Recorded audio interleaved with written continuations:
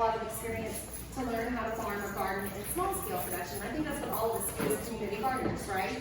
We take people who may have tons of garden experience or none, and we give them a space to do it. And typically the people who really need to be in community gardens or have that space are people who don't have yards, right? Because it's hard for them to maybe want to grow a garden, but they can't. And so what we tried to do was create a community garden on LSU's campus for students, because they either live in apartment complexes or they live in dorms, right? Very few have houses, and if they do, they're very small yards. So that's the project that I'm going to tell y'all about here in just a second. I don't know how to make it. I can, if y'all can see that, we can just go with it like this. Yeah, sure. Yeah. Okay. So our vision was basically, like I just said, to provide any student who wanted to have access to a garden space, access to that space regardless of what major they are or what year, if they could be undergrad or graduate students. Our long-term goal, personally, for myself and Ed Bush, we're two professors in the horticulture department, is to try to recruit these students to become agriculture students, right? So you may start as an engineer, you may start as a poetry major or whatever, but I want you to take a horticulture class or an agronomy class or something like that and get into this, okay? And if we can't change their majors, which is fine, we wanted them to at least understand the importance of agriculture.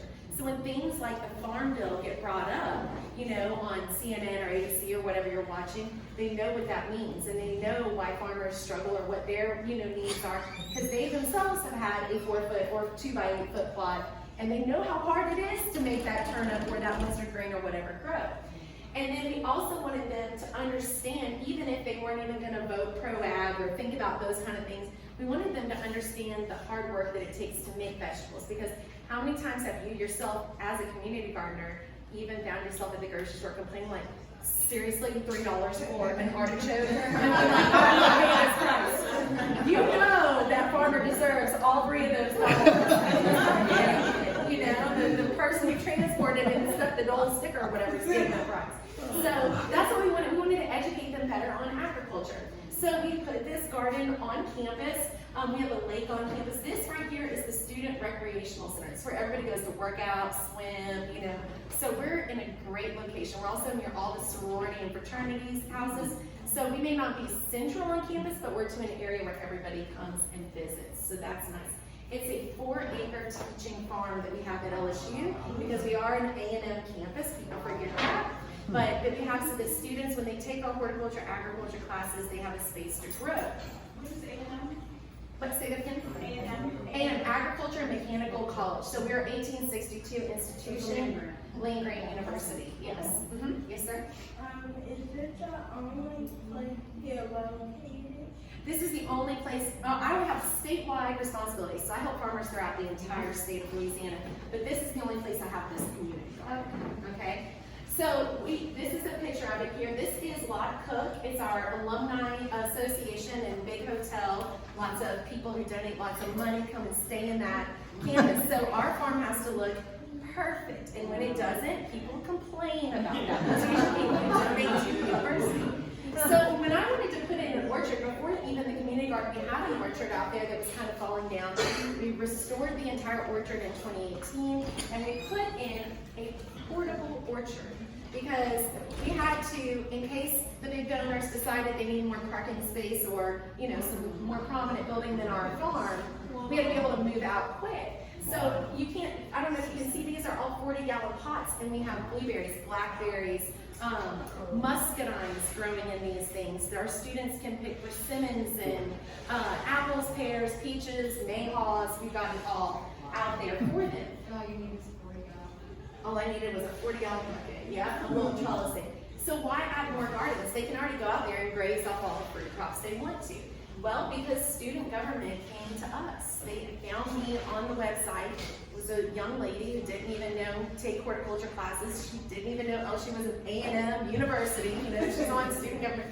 Hey, we have some kids who want to do some gardens. Can y'all help us out with this? We want to put it by the library. And we're like, there's no sun by the library. There's no water by the library. How do we put it here? And so we applied for. What's nice about LSU is we have a student sustainable fee. So every student, every semester pays, I think, like $1 or $2. It's nominal. to go towards sustainability on campus. Well, that adds up to 30,000 students each semester, $60,000 to me, and that's quite a chunk of change. And student government and the student sustainable team get together, and a professor or someone, it doesn't have to be a professor, but a student group, anything like that on campus, can say, hey, I'd like to start a recycling program for this, or I'd like to start composting, or do whatever. As long as it has a sustainable theme, they'll give you some money towards it. Yes, sir. What age do you have to be? What age? Okay, if you're super smart, you can get in college early, but typically 18. That's when you go to college. You'll be there soon. We'll get you a garden spot. So you're in. So we applied for one of those sustainable funds, and we received $4,000. Not a lot of money, but enough to start a garden, right? So we started building beds and recruiting students. This is one of our very first planting days right here. And what we did was we installed 24 Vigo garden beds. They're metal beds, paint's impregnated on the outside so they don't rust or look bad. They're about knee height, okay? And we have a couple of different styles. If it's a round bed like this, that's for a single student. Now, most of our single students, their roommate or whatever is also there with them all the time. If it's a 2 foot by 8 foot bed, that is definitely 2 distinct students in there or a student organization. So one of our professors, who's a good friend of mine, teaches in the College of Education, and she had a bed for her science teaching class. She teaches teachers how to be science. She teaches students how to be science teachers.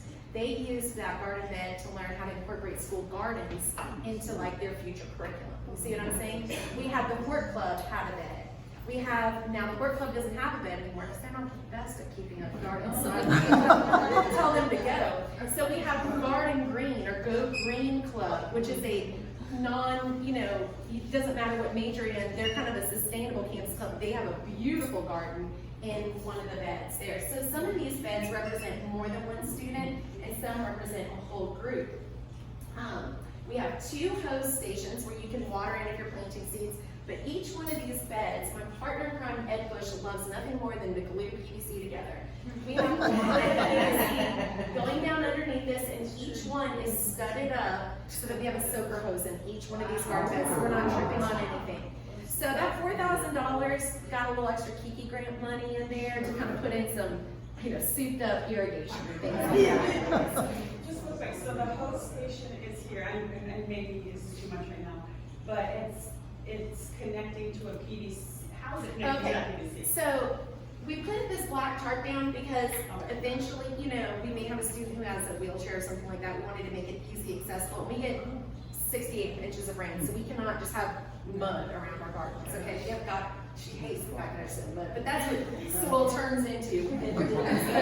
Okay, so we have this here. Before we even laid this black ground cover cloth out, we have 3 distinct lines of these beds going down the thing. We have a long PVC built under the ground going down, and we stud it up, and then we place the garden bed, and then we fill the dirt soil into that garden bed. Okay, and then so the irrigation, you can't trip over anything. Now, along with that, and I don't know if I have a picture, you can't see it right here, but I just have 2 other places where we pulled a stud up and we just put a faucet in 2 different locations in the garden.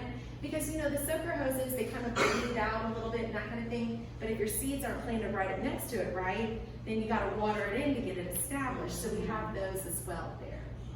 Where can you find these garden beds? Where can you find these garden beds? Vigo Gardens, V-E-G-O Garden. And if you tell them Kiki or Ed from LSU sent you, sometimes they give you a discount because we've been sending tons of people to them. They actually donated 2 of the beds for us because they like our fuel costs and everything. Okay, so look, we've got gnomes, we've got scarecrows. These students are getting into this. They're decorating their gardens, they're doing all kinds of things with them. Students were recruited through 2 classes. I teach Agronomy 1001. It's a general studies type course. So if you are a non-science major, this counts for you in lieu of your biology or your chemistry. So I have engineers and poetry majors and all these people that were teaching about ag, and I'm like, hey, y'all come get a garden bed. Ed Bush teaches Hort 4071. It's a nursery management class. So we pretty much filled up all the beds, with my kids, and then a few of theirs came in. And now it's word of mouth. I have like a waiting list of kids who want to get in, which is really nice. All beds were filled within 2 weeks of advertisement. No, it took nothing to get them to start. In the second semester of this garden, only one student left. She was a graduate student. She graduated and her bed was filled the day she left. Like the next person was moving in. Since then, we've gone through our first summer now. We had a few students graduate, and I can't, like, I can never get through my waiting list. There's always kids who want to come in, okay? So we have about 54 or so people that participate in this garden, really actively. Some of the clubs, it may be like 3 kids who come from the club actively, you know? What is the commitment? Okay, first you have to sign a form saying that you're not gonna plant any perennial crops in your bed because you only have this space until you graduate. So if you put a peach tree in there, I want to yank that out for the next person, okay? And no drugs. You can't grow your marijuana and all that other stuff in there. I don't want to see it. I told them I'll just pull it out and then I'll pull you out too. So, you know, you sign that commitment. We also say that you're going to maintain that bed. You're going to maintain the weeds or things like that. And if it gets overgrown and doesn't look good, I'll stick a yellow flag. If you see that yellow flag, you don't clean it up in a week, you're gone. I'm going to clean you out and move the next person in. It's very strict. I kicked the court club out. Those are the people and I kicked them out. Yellow flag. Oh, how many beds total? I think we have 24 beds right now. Okay, we do provide plants and seeds to the students. So I send out we're on GroupMe. We use GroupMe to communicate. Say, hey guys, you know, August 15th, that's when we can plan early here. I have all these, you know, Brussels sprouts and broccoli and seeds. Come meet me, I'll be out there all day long, get what you want. If you can't meet it that day, I kind of just leave it in the garden and keep it a little watered until they come take it. Or they can bring whatever crops they like in. If they have a special herb or spice.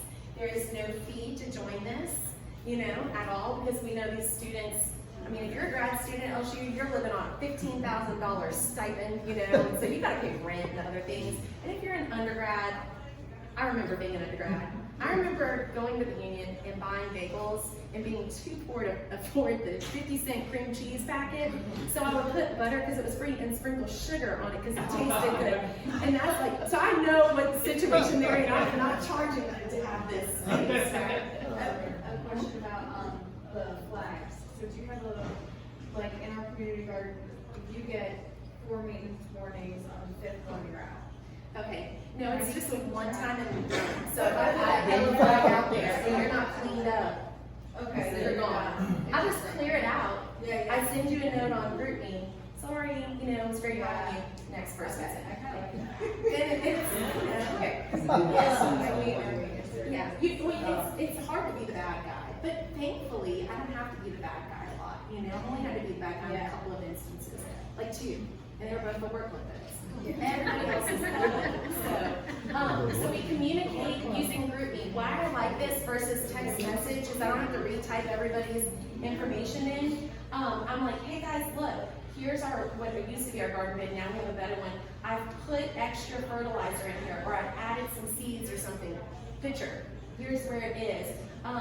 I'll say, if your broccoli looks like this, harvest it. See these radishes are starting to pop up? This is time to harvest it. So I take pictures of their things in the bed, because they don't know yet, right? Because these are non-agriculture people.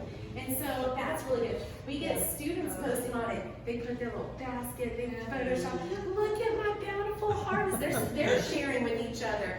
And some people say like, y'all, I harvested, we planted potatoes, you know, in the fall. I harvested 20 pounds of potatoes. I don't know what to do with all this. Come get it. Meet me at the garden at such and such time. We don't have set meeting garden dates. The students come when they can. If that's Monday, Wednesday, Friday, Tuesday, Thursday, it's on their schedule. I have vet students, 3 of them, who come at 10 o'clock at night, 3 nights a week, and they make their brother shine the lights on from his pickup truck. And they go out there and they work because they're, you know, in class and doing things during the day. So that's how, oops, this was supposed to pop up. Oh, because it's not on the thing. Since we don't meet on a regular basis, how do we keep the community part in that garden, right? So these kids are meeting each other because they see each other out there. But we have dinners, and you can't see it because this is coming up. This was our garden. In this big, wide, open space right here, we stretch out a bunch of tables, and we put little plastic tablecloths and candles, and we make it all fancy. And Ed and I cook a main meal, but all the students bring something with them. Now, that could be something from their garden or whatever, but we do a dinner every semester in the garden, okay? So that's how we keep the community part of it. And so Kaylee, made this little thing up and posted it on our group meet. It was like, come on out. You can't see all the friendly faces, but y'all see the candles? And y'all know how hard it is to keep candles lit on a table on a windy night? That ambiance was. Go ahead, Stephanie. What is the new difference between group and normal messages? Excellent. What is the big difference between group meet and normal, like, text messaging? Yeah. So in normal text messages, if you accidentally delete that text message, now I gotta go back in and plug all 54 people back into that message. In group meet, you just add yourself to the group and you can take yourself out of the group if you leave. So it's always there. I never have to recreate it. And I can put polls in group meet like, hey guys, are you most available to come to the garden dinner on Tuesdays, Thursdays, or Monday? Students operate on Tuesday, Thursday, or Monday, Wednesday, Friday, So, or what time of the night. So we can quickly get those polls answered right there in group meet, and it's free. It's completely free, so I don't pay for it. Have you tried, any flip up Slack? And so, like, people don't use it. I don't even know what Slack is. I use group meet because I'm a mother, and all my kids' team sports are on group meet, and I'm like, boom, this is working. And somehow, all the kids understood it. So I was like, okay.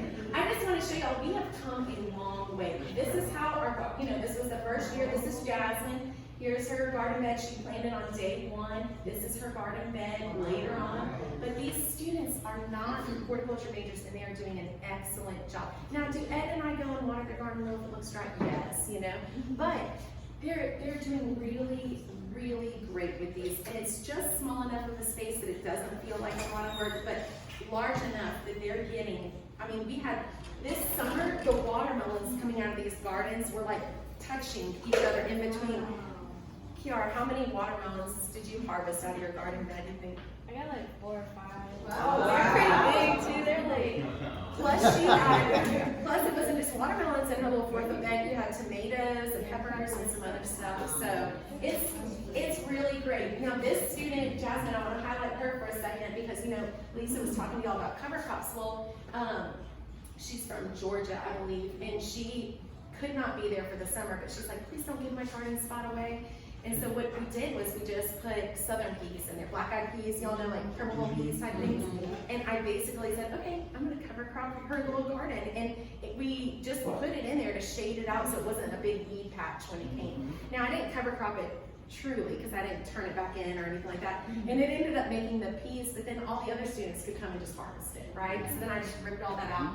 Now she's back and she's planting again. So we do have plans to expand. This is how someday we visualize our garden. Now y'all, that's nuts, right? But we are gonna write another grant and we're gonna mirror it. We're gonna double the number of beds this coming year. And then eventually we wanna build a little pavilion with like a barbecue pit and stuff so the students can cook while they're out there. So that's what we wanna do. And we wanna add gravel in our paths, on top of that. On top of that ground cover mulch. Are we really making a difference with this garden? This is Kim, okay? Kim was a general studies major, planning on going to law school, and she started this garden, and now she's going into ag law. So she's already decided her concentration will be about agriculture. She's not the only student like that. We have math majors, we have entomology, insect people out there, veterinarian students, lots of engineers, just all over the board, education majors, so it's really, really great. If y'all have any questions, you can contact me or Ed, this is my partner here, and you're welcome anytime you're on LSU's campus just to go out and see our garden. So,